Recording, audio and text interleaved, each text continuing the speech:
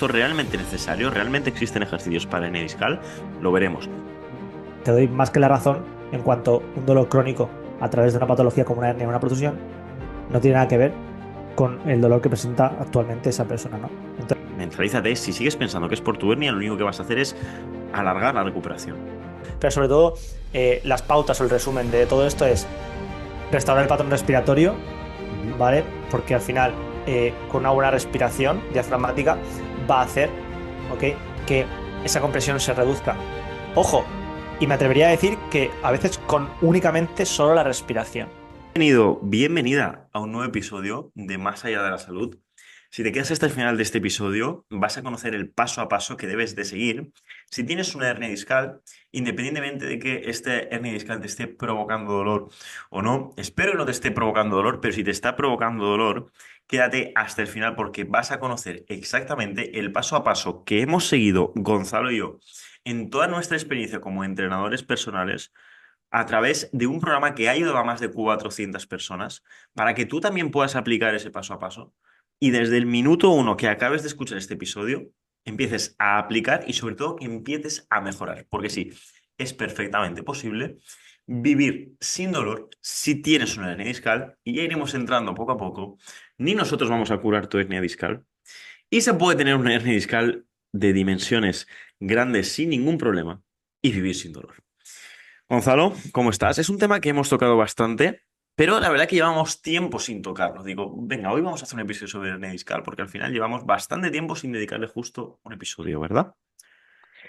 ¿Qué tal, Jorge? Pues creo que el episodio de hoy viene al pelo porque precisamente antes nos hemos visto en la cafetería y estaba hablando con mi tío de esto, ¿no? Y creo que es un tema que está a la orden del día y creo que este episodio nos puede servir o valer para quizás, por lo menos, como mínimo, desmontar ciertos mitos, ¿vale? O creencias de gente que pueda sufrir de una patología como sea una hernia o una protusión o un abombamiento del disco, ¿no? Así que creo que vamos a lanzar información muy valiosa hoy.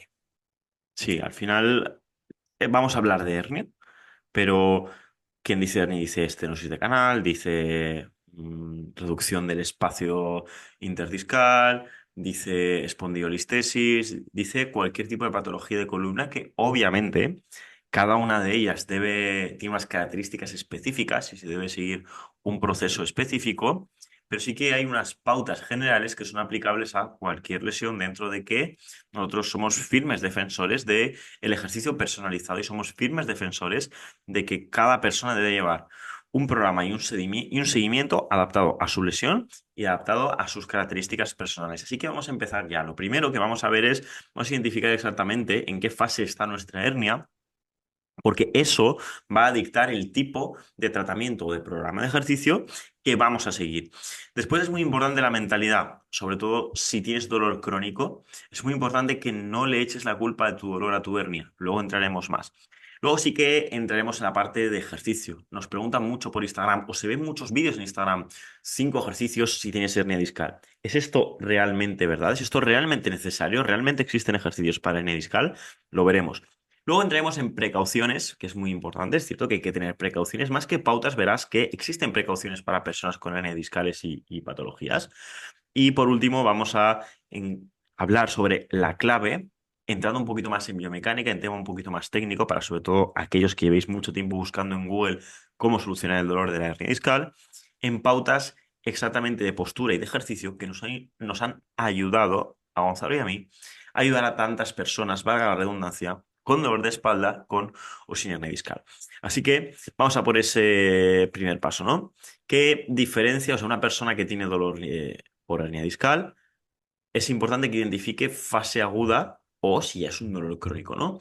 ¿Qué diferencias o qué características podríamos dar o qué pautas a una persona para que sepa qué tipo de dolor por hernia tiene y luego, pues, entraremos más en detalle más adelante, pues, qué tratamiento o qué procedimiento debe seguir en función del tipo de dolor que tenga? Pues a ver, lo primero de todo, y quiero dejar claro por si alguien confunde eh, la información o cómo expresamos nosotros un tema como este, Porque lo primero que hay que tener claro es que nosotros sabemos y somos conscientes hasta dónde podemos llegar para ayudar a una persona, ¿vale? Cuando yo entrevisto o valoro a una persona y veo o soy consciente de que no la puedo ayudar, con el ejercicio me refiero, se lo voy a transmitir, ¿vale? Y primero hay que ponerse en manos de un profesional, un médico, en este caso, ¿vale? Eso es lo primero que hay que hacer. Ser, eh, mm, ¿cómo se dice? Te lo diré yo. Ser, Veros con la persona, ser... sí, ¿cómo se dice? Decir la verdad a la persona, ser Pero, sincero. Sí, no sé por qué me queda enganchado ahora con esto, por favor. lo fácil que era. Bueno, pues tenemos aquí una toma falsa, perdón. Eh, Ser sincero con la persona, ¿vale? ¿Y qué pasa? Eh, Tenemos que diferenciar la fase aguda y la fase crónica, ¿vale? Cuando hay una fase aguda, bueno, yo creo que en ambas hay que saber diferenciar si realmente es la hernia la que está provocando la sintomatología de esa persona, ¿vale? Eso en ambas. Pero luego sí que es verdad que el tratamiento o la observación a tratar en una hernia, pues no es igual en una fase aguda que en la fase crónica, ¿vale? Entonces, muy importante saber si podemos ayudar a la persona y una vez si sabemos que podemos ayudarla, pues diferenciar esas dos partes, la fase aguda y la fase más crónica, ¿no? Entonces, cuando hay una fase aguda, evidentemente, eh, tratar algo así, pues es un poco más complejo, pero se puede hacer, ¿no? De una manera, pues que luego, si quieres, hablaremos con el tema de los ejercicios. Y luego, la fase crónica, hay que hacer entender al cliente el cómo ha llegado hasta este punto y cómo abordarlo, ¿vale? Entonces, eso es como más la parte, quizás, de abordaje o la parte más mental del cliente, ¿no? La clienta. Y te dejo a ti un poquito más que desarrolles este punto que seguro que lo controlas mucho mejor que yo. Sí, al final, resumiendo todo lo que os ha comentado Gonzalo, una persona con un dolor agudo de hernia discal es una persona que su dolor tiene un diagnóstico más reciente, es una persona que el dolor suele ser más punzante, suele ser más limitante también, suele ser un dolor de una gravedad mayor. Y en este caso, sí que podemos pautar reposo relativo, siempre relativo, ¿vale? Esa persona va a necesitar más reposo que una persona que tiene un dolor crónico. Y luego, la estrategia es más un tratamiento sanitario que un programa de ejercicio. Que, ojo, eso significa que no es necesario el ejercicio. Pero digamos que podemos decir que la importancia del tratamiento sanitario será de un 70%, 60-40 o 70-30 en favor del tratamiento sanitario.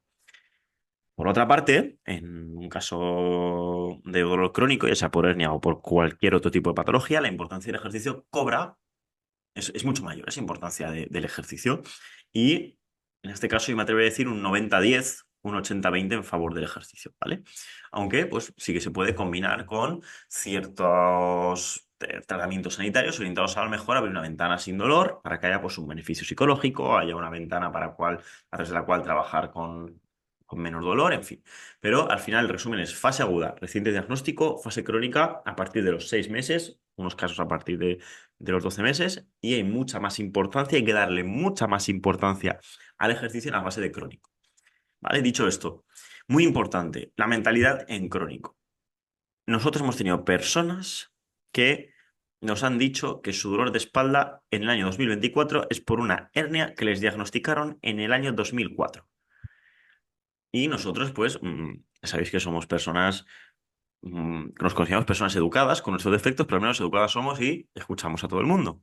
Pero eso no tiene ni pies ni cabeza. No tiene ni pies ni cabeza porque el cuerpo se adapta y se va adaptando, ¿vale? Para bien o para mal.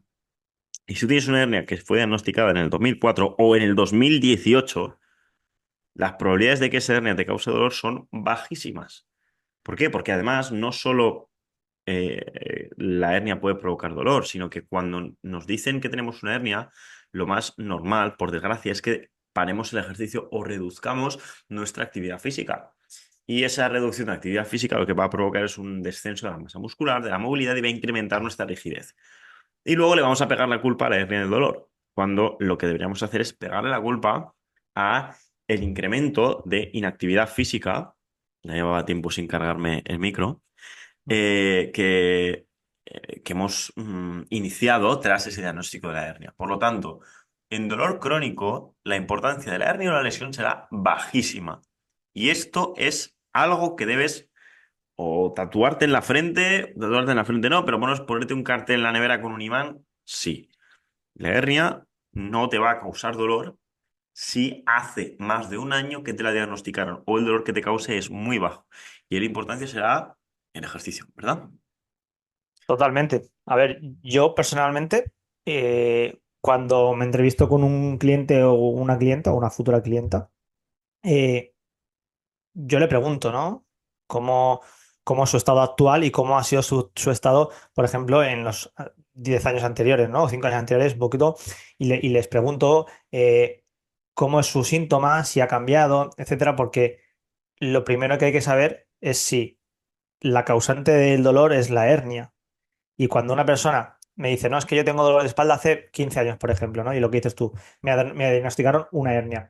Pues también es difícil por nuestra parte desmontar esa creencia, ¿no? mental de ese perfil de cliente o clienta que acude a nosotros después de haber probado de todo y de nada funcionarles, cuando realmente su pensamiento es, mi dolor es por una hernia, ¿no? Y es lógico normal, porque si nosotros vamos a un médico, el médico ve una imagen, ¿no? Y le da ese diagnóstico a esa persona, sí o sí, por miedo, va a actuar de la manera que actúa cuando acude a nosotros, que es como desconfianza, ¿no? O con esa creencia de que la hernia es la que le causa el dolor. Y luego, a mí me hace, digo gracia, ¿no? Porque es muy común lo que nos pasa, ¿no? Que cuando eliminamos el dolor de esa persona, realmente viene a nosotros y dice, tenías razón, no era la hernia. Y es que tú has tenido millones y tienes millones de clientes presenciales que sacas adelante a día, que me consta, porque es así, y yo la parte online también la llevo al día en ese sentido, ¿no? De que desmonto mitos y para mí es lo más gratificante, porque al final hacerle creer a esa persona, sobre todo hacerle creer y enseñarle a través del ejercicio que la hernia no es la causante, pues es, perdona la palabra, pero es la hostia directamente.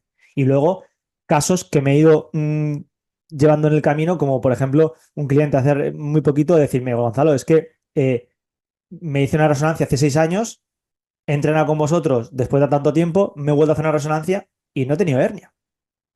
Se reabsorbe. Esto no quiero decir que sea para todos igual, pero que la sintomatología no tiene nada que ver con la patología y que la patología puede cambiar en muchos años. Por eso mm, te doy más que la razón en cuanto a un dolor crónico a través de una patología como una hernia o una protusión no tiene nada que ver con el dolor que presenta actualmente esa persona, ¿no? Entonces, primero, desmontar mitos, creencias, acompañar a la persona en cuanto a enseñanza de su dolor y luego prescribir el ejercicio específico que hablaremos ahora para la persona en el momento, claro.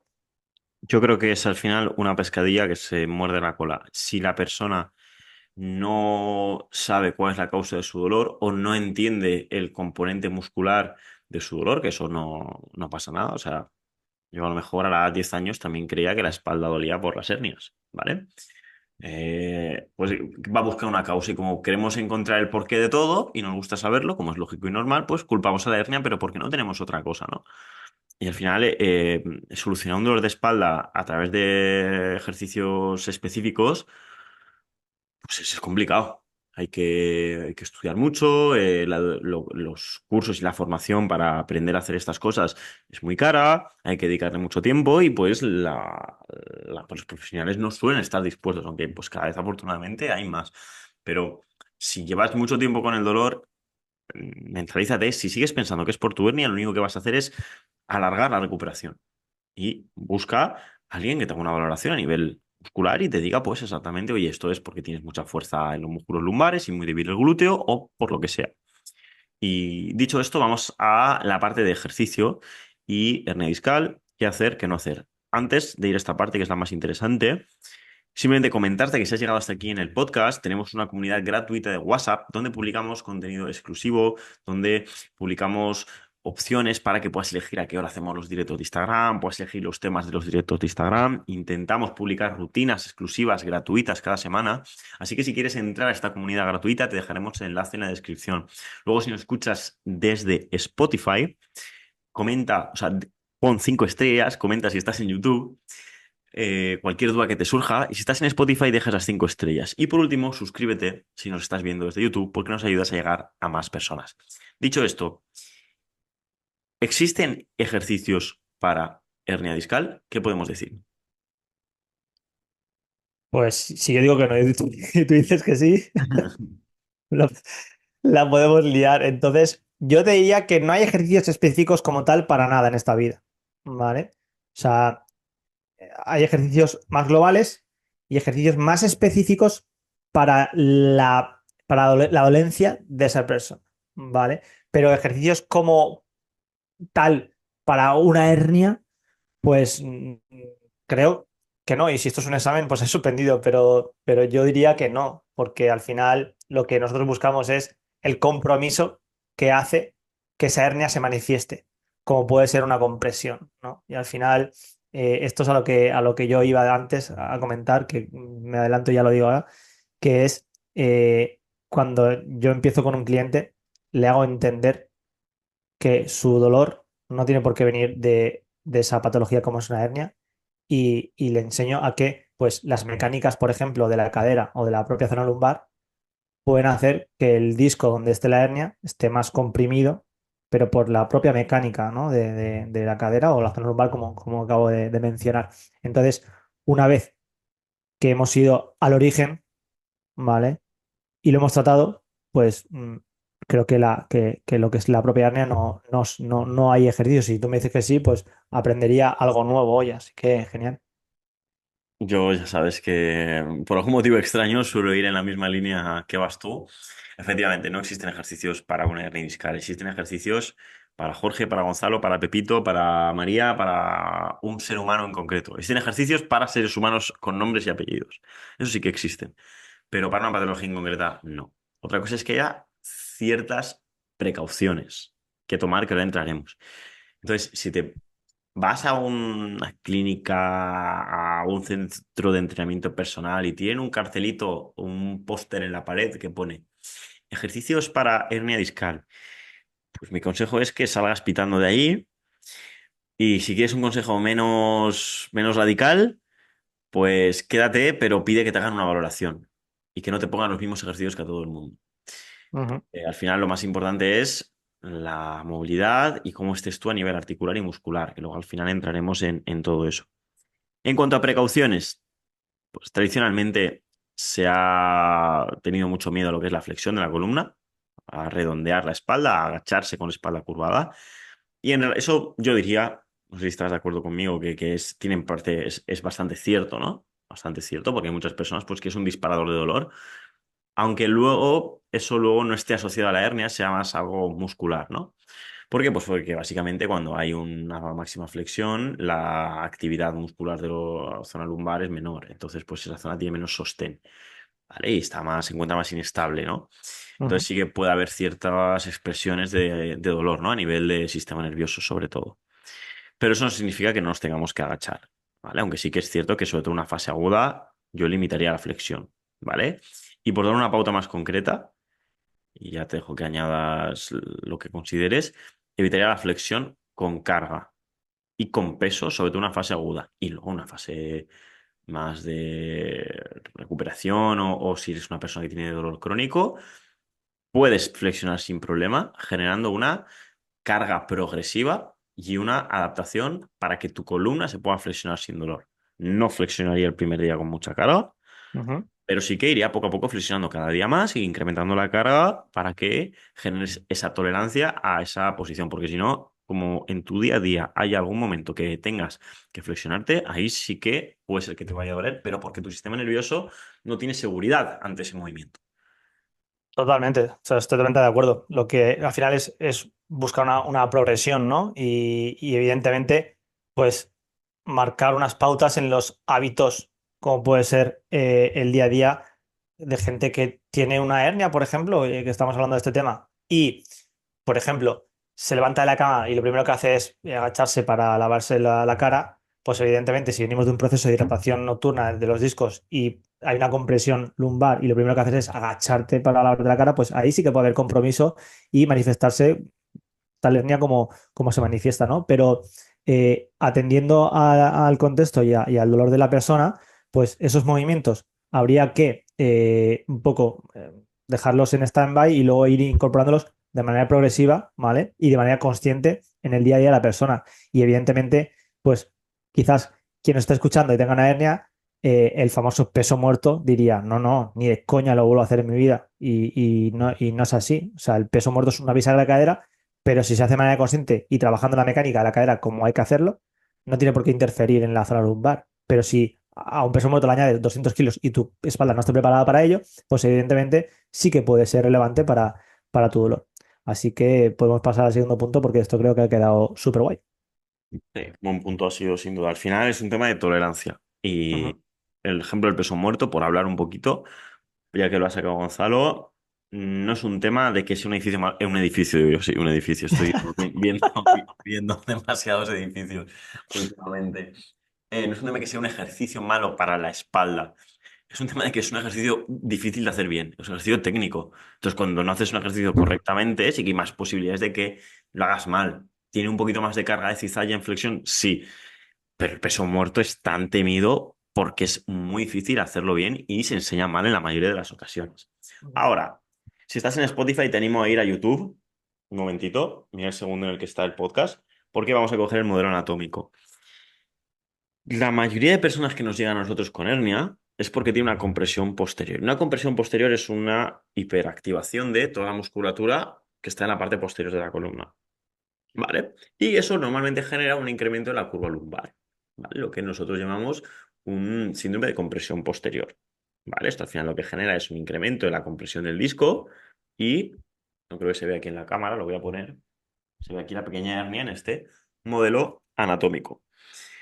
Esta compresión posterior, cuando la reducimos, al menos en nuestra experiencia, y en la formación que tenemos, que es una formación bastante extensa, se correlaciona con esos dolores y esa aparición de hernias discales o lesiones de columna. Por lo tanto, la mejor estrategia que puedes seguir si tienes una postura parecida a esta o tienes una compresión posterior es hacer ejercicios para reducir esa compresión posterior. Y luego lo segundo que sucede, yo voy a explicar un poco la teoría y luego le dejo a Gonzalo comentar un poquito el tema de la estrategia en detalle de ejercicio, tampoco con mucho detalle, es que con este otro modelo anatómico, la pelvis va a expansión y rotación externa, ¿vale? Es decir, Ujú. como que el fémur va hacia atrás, ¿vale? Y en este caso la pelvis se anterioriza, ¿vale? Esto lo que genera, es, aparte de esa compresión posterior, es que las piernas, sobre todo el fémur, rote hacia afuera, ¿vale? Son esas personas que caminan con los pies rotados hacia afuera. ¿Puede haber hernia discal en otro tipo de postura que no sea este? Por supuesto que sí. Pero hablamos de un caso común que nosotros vemos cada día con los alumnos de nuestro programa, que es Protocolo 180. Y dicho esto, vamos a hablar un poco de pues, qué ejercicios podemos utilizar para reducir esta compresión posterior y para mejorar, sobre todo, esa activación de la parte abdominal, que es lo que más nos va a ayudar a quitar, a quitar presión a esa zona lumbar.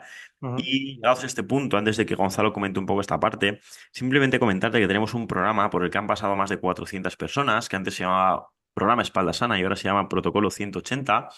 Y si eres una persona que tiene dolor de espalda y está hasta las narices y quiere trabajar con expertos que han ayudado a muchísimas personas en su misma situación y conocen perfectamente el proceso que se debe seguir para una eliminación absoluta del dolor de espalda, te dejaremos un enlace en la descripción de este vídeo para que reserves una asesoría totalmente gratuita donde trazaremos un plan de acción en función de tu caso personal y luego al final te contaremos cómo funciona este programa y tú sin ningún tipo de compromiso podrás decidir si quieres que te ayudemos a eliminar el dolor de espalda o no. Y dicho esto, esta postura de compresión posterior tan común que nos encontramos, ¿qué pautas podemos dar a una persona pues, que a lo mejor ya tiene más conocimiento sobre ejercicio y quiere pues, iniciar un programa de entrenamiento orientado a reducir esta compresión y, pues, si tiene hernia, reducir el dolor? Pues mira, voy a comentar el caso más reciente que fue ayer, que es una clienta que ha entrado nueva al programa desde Chipre, ¿vale? Ya sabes que abarcamos a todos los continentes, de todos los países. muy lejanos. Tenemos clientes por Irak, por Estados Unidos, o sea, tenemos clientes repartidos por todo el mundo. Y esta clienta la entrevisté y el protocolo es el mismo, como comentaba antes. Yo le pregunté sobre su dolor, ¿vale? Ella me lo representó muy bien. Y yo le dije, ¿tienes informes, tienes imágenes? Y me dijo, sí, tengo resonancias, tengo electromiogramas. Pero al final ella me dice, no es que me duele, o sea, el dolor me viene referido por el glúteo, ¿no? O sea, una sensación como pues un ciático, un falso piramidal, etcétera. Entonces yo, para estar seguro si la puedo ayudar, le pregunté si tenía informes, ¿vale? Entonces, ella tiene sintomatología de que es una hernia, pero en los informes y en la imagen de la resonancia aparece que no hay. ¿Qué pasa? Que cuando la vi en la entrevista, presentaba un síndrome de compresión posterior muy grande. O sea, había sido mamá recién y tenía anteriorización de la pelvis increíble. Entonces, claro, ahí fue cuando yo le expliqué, creo que la razón por la que tú tienes el dolor de espalda es por esto, ¿no? Entonces, le dije que, bueno, le expliqué todo, como que el paquete visceral se va hacia adelante, se genera más compresión atrás, etcétera. Y le formulé un poquito el planteamiento que íbamos a seguir y el viernes empieza a entrenar con nosotros y espero poder ayudarla como a tantos y a tantas personas que han pasado por nuestro programa, ¿no? Y al final, el método a seguir o el protocolo a seguir en este caso es reducir la compresión, primero como le insistí tanto a ella y como insisto a quien nos está escuchando, es a restaurar el patrón respiratorio, ¿vale? Y sobre todo buscar ciertas posiciones o ciertas posturas que hagan que favorezcan la reducción de esa compresión a nivel posterior, ¿no? Por ejemplo, pues una respiración invertida, ¿no? En cuadrupedia, ¿vale? Que va a hacer que las vísceras vayan hacia abajo y pues haya más expansión atrás, ¿no? Pero sobre todo, las pautas o el resumen de todo esto es restaurar el patrón respiratorio, Ujú. ¿vale? Porque al final, con una buena respiración diafragmática, va a hacer, ¿ok? Que esa compresión se reduzca. Ojo, y me atrevería a decir que a veces con únicamente solo la respiración, porque me ha pasado, tengo la experiencia en casos que me ha pasado únicamente con la respiración. La gente puede ser que lo esté escuchando y no se lo crea, pero ayer, por ejemplo, se lo decía a esta clienta y le dije, primero, restaurar el patrón respiratorio. Y puede ser que solo con eso la cosa ya mejore. Pero si no es así, pues nos introduciríamos, ¿vale? En la parte más específica de buscar qué ejercicios van o están enfocados para reducir esa compresión, viendo qué musculatura está más débil y cuál no, y introducirlos en ese patrón de la recuperación de esta persona. Entonces, por ejemplo, pues mucho trabajo de isquios, diría yo, para posicionar una pelvis que está anteriorizada, ¿vale? Y creo que ya es suficiente, pues respiración y trabajo de isquios. Si quieres añadir tú algo más. Sí, al final, un poco para reducir es la compresión posterior, hay que trabajar un poco en la mayoría de los casos, porque insisto que esto hay que valorarlo. Los músculos que los americanos llaman los money makers, ¿vale? Hacer dinero. Y son abductores, abdominales, concretamente los oblicuos, isquiotibiales y un poco serratos, ¿vale? Que son unos músculos que están pues debajo del hombro a la altura de las costillas. Trabajando estos músculos, de cierta forma, pues se puede mejorar muchísimo esto. Y ahora, esto que acabamos de decir, al final es el método que nosotros seguimos para solucionar dolores de espalda, a grosso modo, con sus detalles, pero al final es el método que seguimos y que hemos ayudado, con el cual hemos ayudado a tantas personas. Así que, dicho esto, ha sido un episodio largo. Llevamos aquí un rato. Eh, de hecho, creo que íbamos a grabar dos episodios, pero no nos va a dar tiempo porque Gonzalo tiene sesión luego. Así que no sé si quieres añadir algo más. Creo que ha sido uno de los episodios más completos que hemos hecho. Y nada, agradecerte como siempre un episodio más y a todos los que han llegado hasta aquí. Muchas gracias.